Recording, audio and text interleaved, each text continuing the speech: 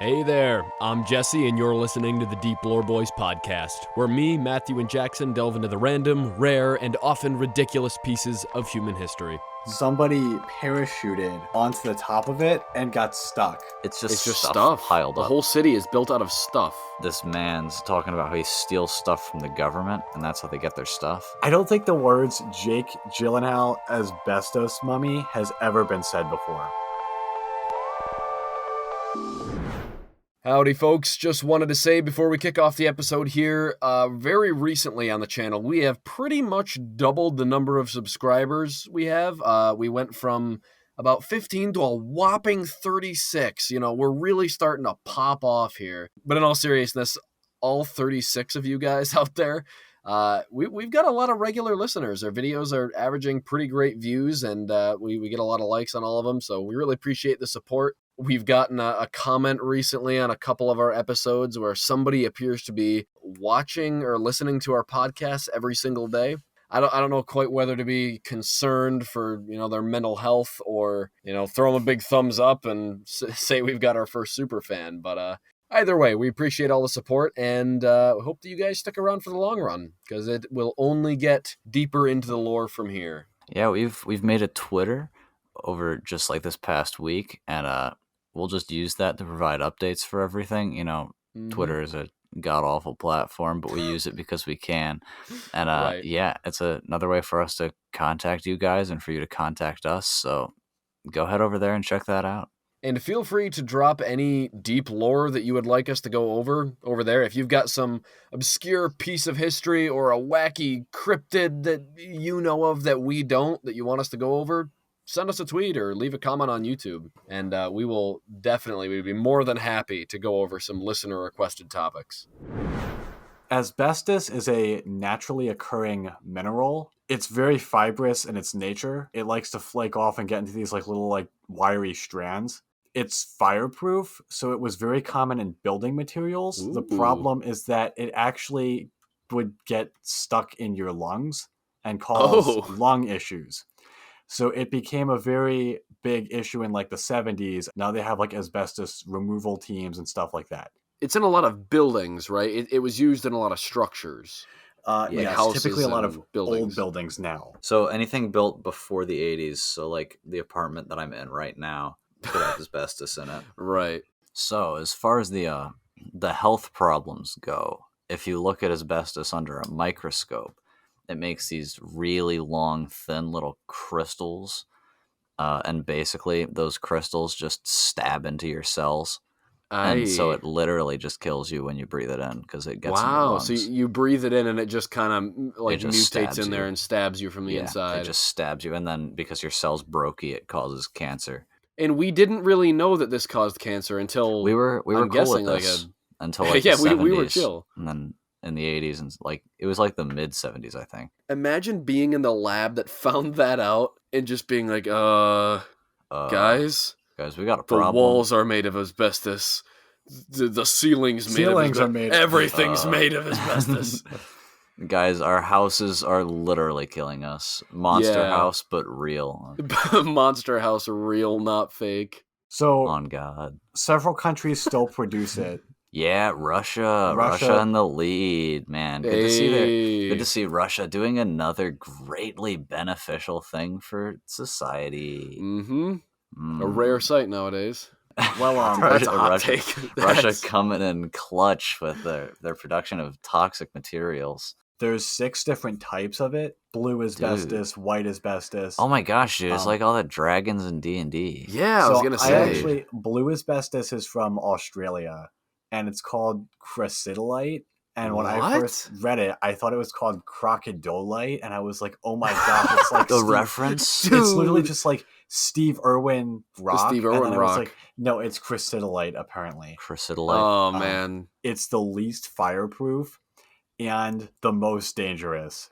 I think it kills more people than any other type. So it's basically just like bad rock. It's like the opposite of Steve Irwin. We should definitely use blue asbestos the most, simply because it's blue, and blue is a cool color. Yeah, but it's not fireproof. We don't want that. Okay, maybe it's like Well, cold proof. It's still Like, we have fireproof. to It's try- the maybe you're least right, yeah. fireproof. Yeah, maybe it's proof. Maybe it's just like it's blue. Blue is lightning? Maybe it's lightning proof. Yeah, I don't know. One of those.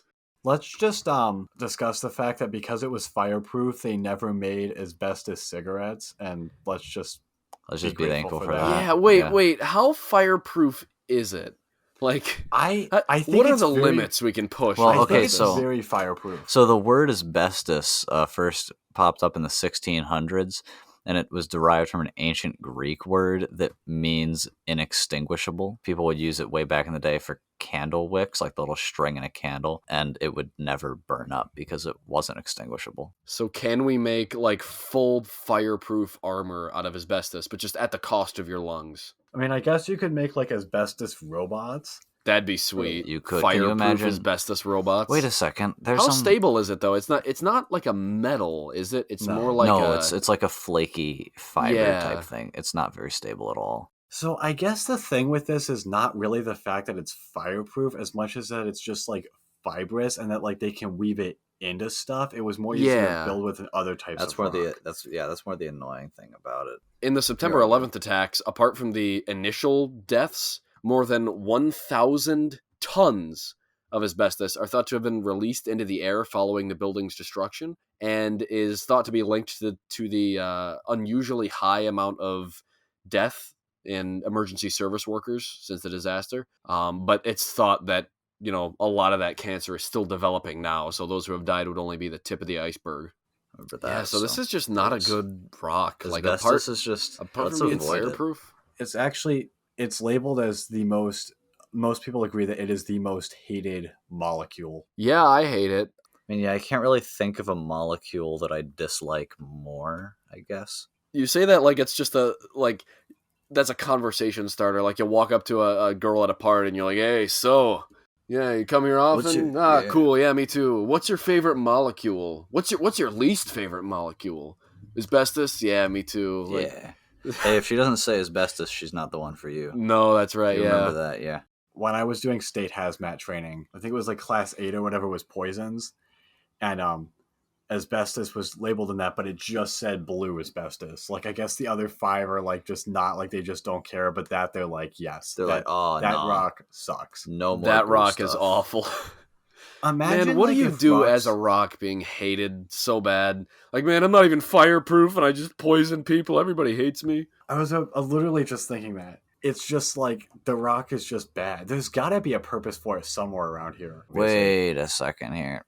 In 1899, this man's noted asbestos was not healthy. In 1899, okay? And then the first documented death related to asbestos was in 1906. People were looking into it in like 1902. It was added to the list in Britain of harmful industrial substances. Like in France and Italy, like people knew darn well that this was not a very healthy material.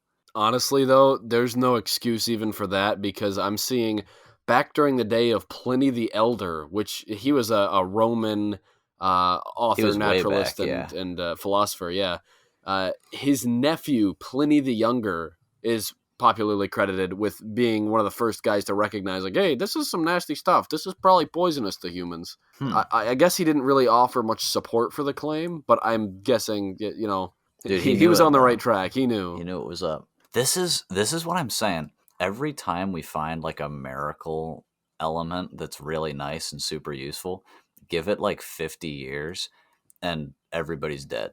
Like Right. It's the imposter.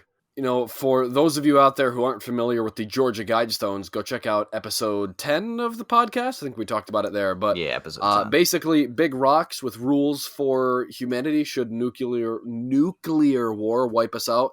It's got like rules on it so we can construct society again. Asbestos should definitely be mentioned on there. I think yeah, this is too there should big be of a Rule thing 11, to avoid. ban Like, asbestos. yeah, you know, be at peace with one another. Keep humanity in balance with nature. Screw asbestos. You know, screw asbestos. All my homies hate asbestos.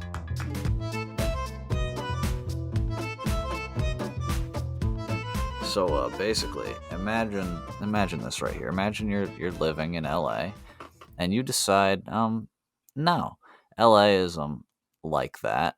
basically, some people decided, nah, we ain't doing that. So they went like 3 hours to the east into the middle of the desert, and just kind of decided that this was where they lived now. This is Slab City, and they just built a city out of stuff. It's almost like the Rat City and Flushed Away, only It is bigger. quite literally. It feels like something you'd find in like Fallout. Right. It sort of looks like that place from Terminator Judgment Day, where they go hoard up all the weapons. Kind of. It kind of looks like that, only it's like super colorful and like mixed with like Fallout, but then everything's like painted like rainbow colors. It's like like there's a giant peace sign here on the ground made out of shoes, just piled it's up. really shoes. Darn. Just it's dozens really of shoes. artsy. Yeah, the front gate of the place looks Very really interesting. odd. It's made out of like propped up fences, surfboards, bicycle wheels. Like there's an actual bicycle built into the wall, like the front. Yeah, it's unfair to call it a wall. It's not like keeping anything out, but it's just the main like gate a that little you'd go through. It fence looks thing. like yeah, Like there's fence. just all sorts of stuff that they've just put in here. Like they That's just kinda build cool, stuff though. out of things. It's a cool place, and you can see there's a giant mountain called Salvation Mountain that's just like a mound made of. They just painted over it, and it just says like God is love. It's just tons of like verses and stuff all painted onto this mound with a cross on Yeah. top. Stuff like that. That's just really cool to me. It's a very religious place, very, very heavily focused on Christianity. It's just really so where'd interesting. they get most of this metal from? I don't know. Although Yeah, there did they is just steal it? Or... there is some old footage of this man's talking about how he steals stuff from the government, and that's how they get their stuff. Okay. Nice, very Christian. So I don't know what is going on with Slab City. I don't know how they got stuff. I just think it's kind of weird. It is really cool. They've got some interesting stuff there. They've got a bottle wall. It looks like a they got wall just constructed out of glass bottles. And the Wikipedia article does not show everything about this place. No, I'm sure it doesn't. There's just little pictures here and there, but if you go onto Google Maps, this is where I found a lot of the stuff, and you just look at the images. If you just click on Slab City, click on the images, and just start scrolling, it goes. So yeah, this isn't It's a very not heavy even all Wikipedia. like metal. It's just like stuff. It's just stuff piled The up. whole city is built out of stuff. It but is. it's Random all very stuff. colorful. Not asbestos. Not asbestos, dang right. There better not be any asbestos there. That stuff's the devil. Yeah, This is don't a worry Christian about it. establishment. Like this, there's like this wooden shack here that's just lined. The walls are just completely made of books. It's just bookshelves What? line the entire place. Just tons of different books. Like that's so cool. Like it's weird. It's definitely odd. There's the plane. Yeah, they just have a plane that's there. This giant thing. It's like an old car that they built a bunch of wood on and built like a fort around it. Are those bullet shells? Probably. Okay, hold on. It's an old Honda from like probably the 90s, completely covered in like hundreds of different types of bullet shells. What does that symbolize? I don't know. So this is what LA does to somebody. I guess this is like, is this is- kind of the Arkham Asylum of LA? No, so I assume everybody came from LA, but it's actually very possible they didn't. They could yeah. be aliens. They could just be aliens. I don't know. But basically, so they built a Marine training base in the area. Yeah, and Camp it was Dunlap. used for 3 years during the war, but I guess by 1949 they had kind of all filtered out and left it, and so they dismantled the base, like the training base, but they left the slabs. So by 1956 all the buildings were gone, but the slabs were there. So like the foundations, I assume, were still hanging around, which is how it got the name Slab City, because then people went and built on it, it looks like. So the Salvation Mountain is the big thing. There's a whole separate Wikipedia article on that. For those listening in, imagine a big ol'... It's not a mountain. It's not like a Mount Everest mountain. It's a big ol' hill. But imagine it's made entirely of clay, and it's like the largest Play-Doh creation you've ever seen.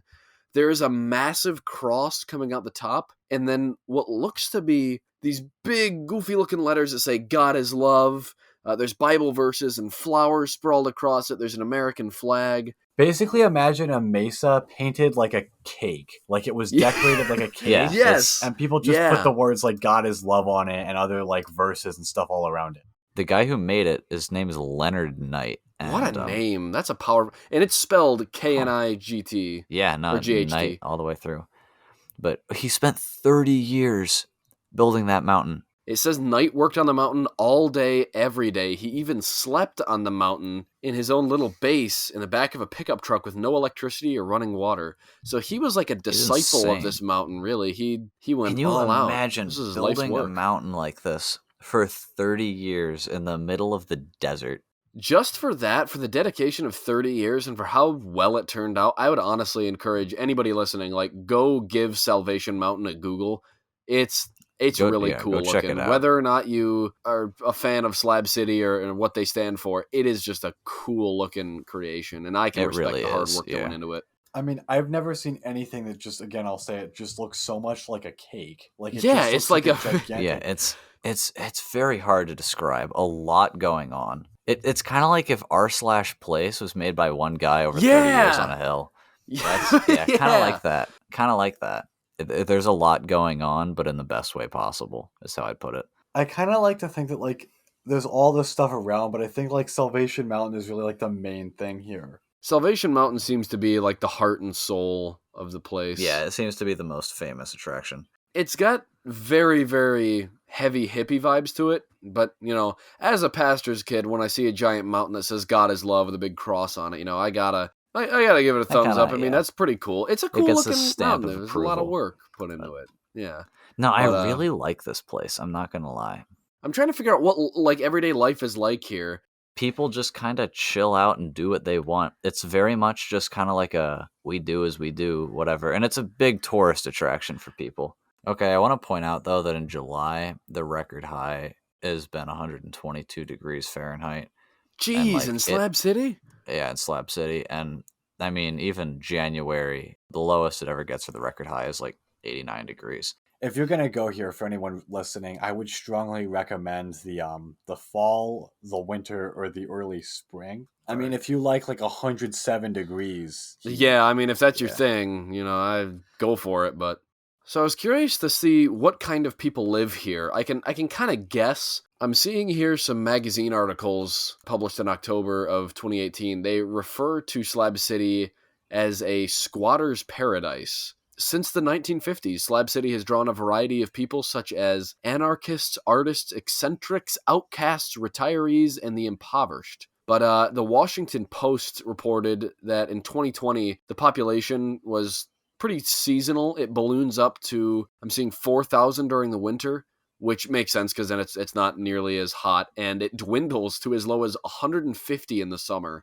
So literally, like upwards of 4,000 people just come in during the winter and then leave during the summer. I respect. I don't want to live in 140 degrees either. A journalist who stayed in the camp for a week estimated that winter residents at the time were mostly senior citizens of 60 years old. So I reckon there's people that live in either LA or San Diego in their 60s who maybe were around when this place was, constructed, because that would kind of match the timeline. Maybe they just like come back every now and then to check up on the place, like a vacation almost. I like to think that it's just old people that are like done with their life and done like being all formal, and they're just like, nah, you know what?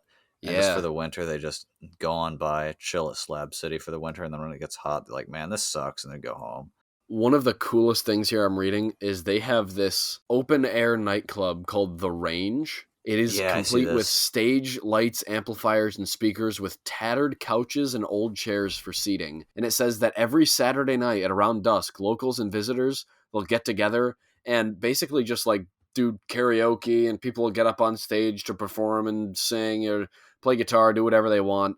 And that just sounds epic. Like, imagine going out into a field with everybody. There's like string lights hanging around, as I imagine. A bunch of tattered old like couches and chairs that are just out there. Old Ricky's up there playing his banjo, singing his heart out.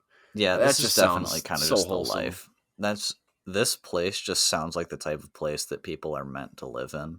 That's just kind of what people are meant to do. I fully believe that one of the largest problems with modern society is that people don't sit around a campfire and sing music and chill. Nobody does Amen. that. No, nobody. Amen. We all just get in our metal boxes. We get in cars and go from point A to point B. We live in a box. We get to box to get to other boxes and just do that. We never sit back and talk with each other and just like sit around the campfire and sing the campfire songs, dude. Honestly, that is What like are we doing? my soul's favorite place to be. Like Yeah. I really look forward. Like my family's always just gone camping, and we don't go out like into the middle of the absolute wilderness and pitch a tent and fight off bears. We go to like a state park or something. So I guess we're still part of society. Yeah, you're still But society. You know? yeah.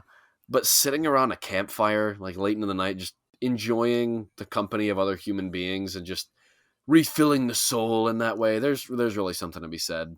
So Slab City, what a place! Yeah, I'm putting this on my bucket the list. more you know. All right, so crystal meth is fairly common and accounts for most of the crime in Slab City. That's a listen. shocker. I saw the crime section of the Wikipedia. I'm not going there. I'm ignoring that. I'm blocking it out of my mind. What drugs? No, not in Slab City. Hey, and this place doesn't look like the type of place you'd find any drugs at all. Admittedly, there is a section on crime in the Wikipedia, but it's not much. Crystal meth is, as the Wikipedia says, fairly common and accounts for much of the crime in Slab City. Beyond that, there's not a lot of violence there. Yeah, it's really chill. There's, some camping boundary disputes, sometimes burglary, and I'm seeing in December of 2019, there were a couple fugitives that, like, hid in Slab City, but they were apprehended, and it wasn't probably a pretty decent place to hide out. Yeah. But at the same time, like, evidently they still got caught. So, like... Right, yeah.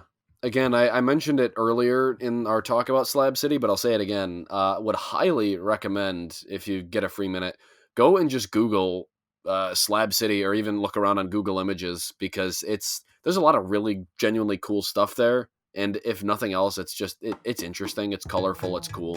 It's worth checking out.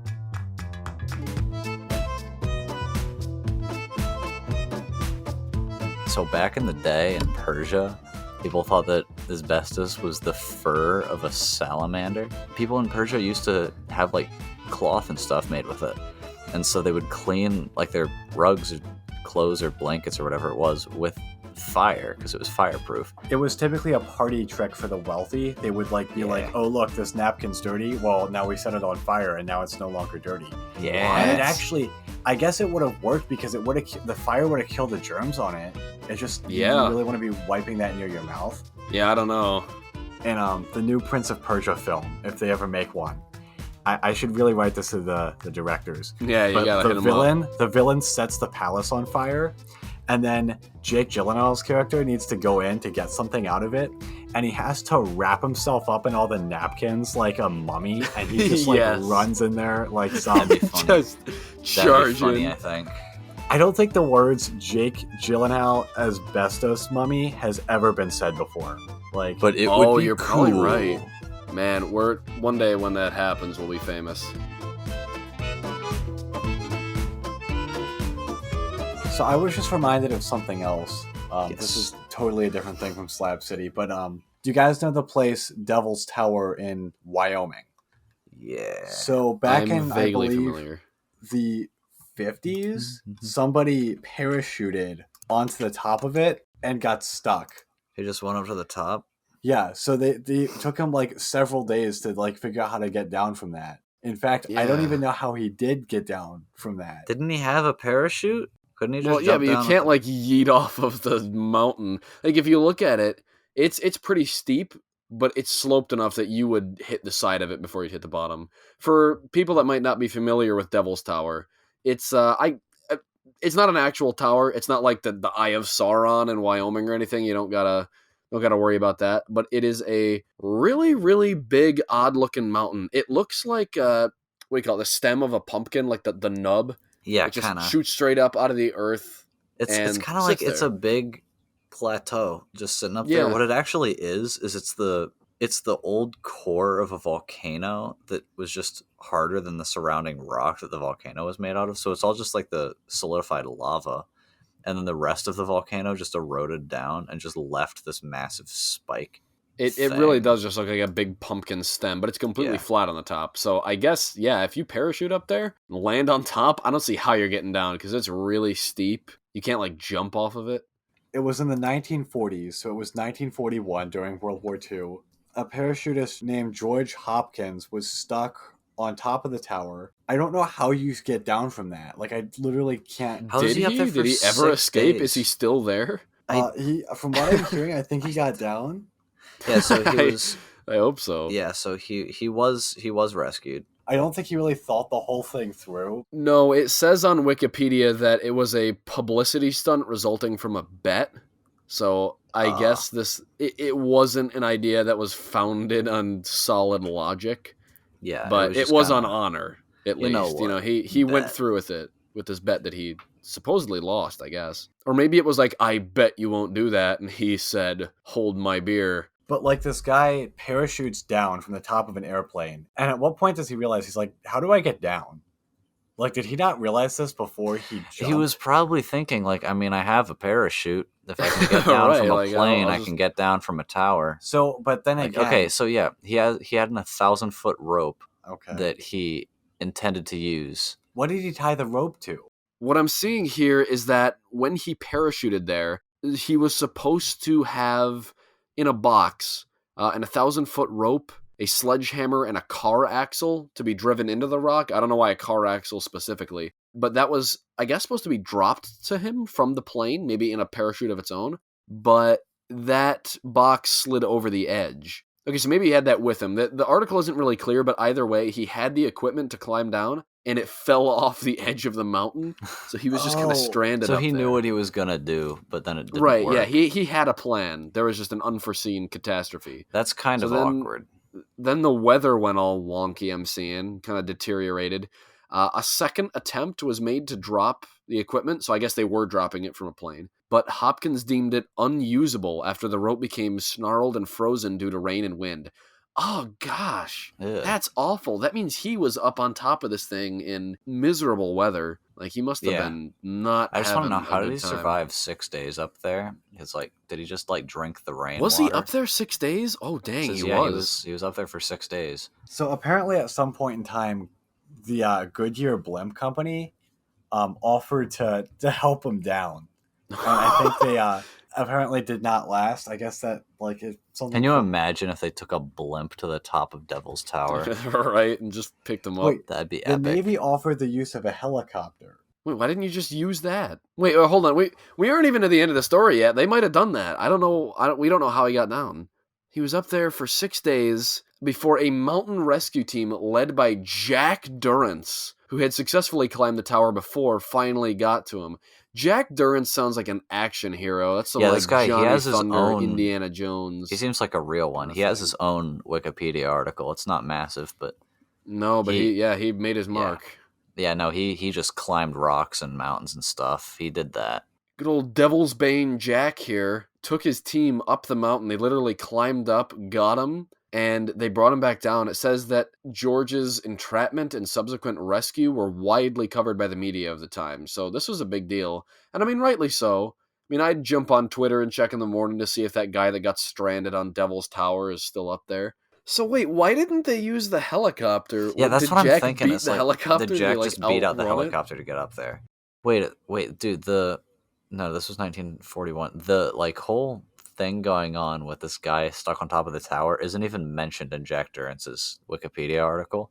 What? He just, apparently in 39, he saved the life of a guy named Chap Cranmer. I'm willing to bet that Chap was not the only man that was saved. Jack sounds like he was a wild soul with 1,000 stories to tell. This was one of his great achievements. I can't believe they didn't cover that. I mean, this got like nationwide attention. The Navy stepped The out and Navy was like, tried bro, to we offer a could help you. helicopter that was basically, at the time, like a new experimental technology. And Jack beat it out. Well, I'm betting it wasn't experimental. Like imagine, you went out somewhere and your date ditched you or something. You didn't have a ride, and Elon Musk contacts you and is like, hey, we could send a Cybertruck over there. You're not going to be like, nah, that's kind of experimental technology. I'm not really The thing down is, for though, that. as a Cybertruck is still kind of a variant of car. That's A okay, that's helicopter fair, that's is fair. really its own thing. I feel like it's It's more like someone imagine saying- if somebody says, "Hey, we're gonna send a literal spaceship. We're gonna send like a X-wing over to you," and you're like, "What?"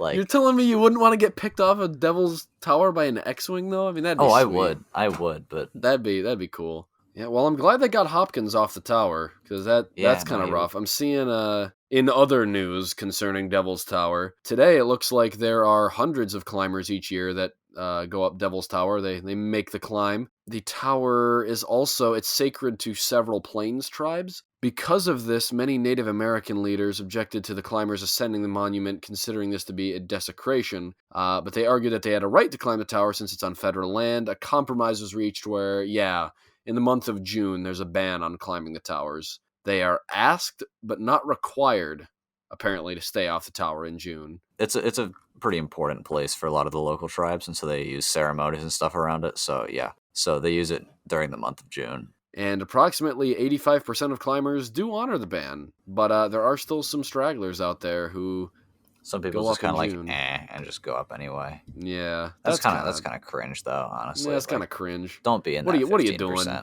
Like, dude, you got all year. They got June, man. Like, give it to them. Give them their month. I'm not gonna lie. We've delved into a lot of deep lore about a lot of strange things, but rocks, I wasn't expecting to get as much out of them as we did. But there's some cool rocks in the world, and you know what? This is probably only the tip of the iceberg. Rock. Hey, take a look at this picture of a dog on a rock I found when I googled cool rocks. Whoa, that's a cool dog on a cool That's a rock. cool dog. If you can edit that onto the outro, just slap that in shotcut and put it on there. They get to see it. All right, folks, leave a like and subscribe, or Jack Churchill will shoot you in the throat with an arrow. Take care, everybody.